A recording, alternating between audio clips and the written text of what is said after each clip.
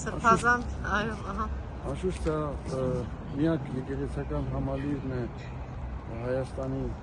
Հայաստանից դուրս իր ծավալով, իր չափսերով, որ ունի մեր ժողովուրդը, ամենախոշորն է, ամենամեծն է, եւ սա մենք կառուցել ենք 2006 թվականից, օծել ենք 2013 թվականին, շնորհիվ մեր ազգի ազնիվ հայրենիների ջանքերի ներդրումի, որպես արտահայտություն իրենց հավատքի, հավատարմության եւ սիրո, որոնց մեջ առանձնացել են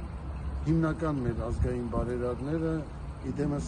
Սամվել Սարգսյանի, Սամվել Կարապետյանի, ով այսօր ցավոք սրտի գտնվում է անազատության մեջ, եւ մեր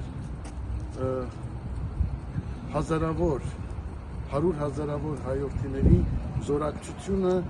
եւ պատրաստակամությունը ինքը ունի, որ մենք բոլորս ոչ միայն աղոթքով ենք իրեն հետ, այլ մեր սրտով, մեր սիրով, մեր մտքով, մեր պատրաստակամությամբ։